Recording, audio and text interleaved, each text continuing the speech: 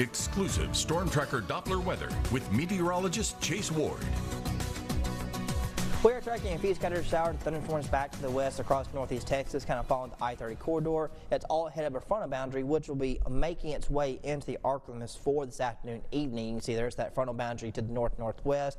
And we still have the upper level features in play that stretches all the way back to Texas. You can see there's that downward motion, and then it kind of starts to return back out of the south and southwest, maybe northward, the further east you get, which was really this upper level pattern, which kind of gave us an unsettled pattern yesterday, and will still continue it today and for tomorrow as well. Area-wide, we're in the mid-70s, 74 from El Dorado to Ruston, 75 from Monroe to Monticello.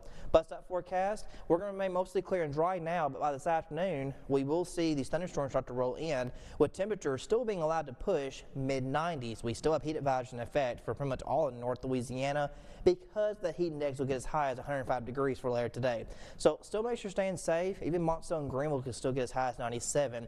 It's just a few hours prior to these storms developing, because once storms develop, we get that relief. So that's going to be the case scenario tomorrow as well, and for Friday and possibly going to start the weekend. But by that point, that's when we can start to see our rain chances start to dwindle, and by early next week, definitely expect the return of the excessive heat conditions, with heat index values getting back to near 110 over that. So definitely enjoy the relief we actually do get, even though yes, it's still going to be hot and humid, but we get a relief from 3 to 4 o'clock into the evening as these storms begin to pop up. Now the frontal boundary will stay to the north, the upper level features will remain in place. However, it's still going to be hot and humid even for tomorrow and for Friday as well, and it's just going to keep getting hotter the further we dive into the weekend. So let's be careful this afternoon. With all the heat and moisture in place, there's plenty of fuel for these storms to work with. So heavy downpours, frequent lightning with some of these storms will be expected as we go through the afternoon hours. The school is letting out after sunset. These storms start to weaken and dissipate, and then tomorrow we just kind of rinse and repeat with more showers and thunderstorms kind of straddling the I-20 corridor, and then another rinse and repeat going into Friday as well.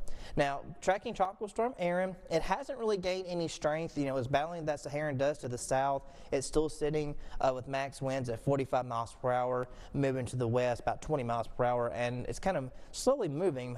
As it gets westward, it's going to be moving kind of north of the leeward Iowas, north of Puerto Rico, getting closer towards the Bahamas. But that won't be till early next week, from Sunday through Monday. And really, as we get closer to this weekend, we'll kind of have a little bit better on the details on impacts, what areas will be getting impacts, and what impact it will have on the East Coast.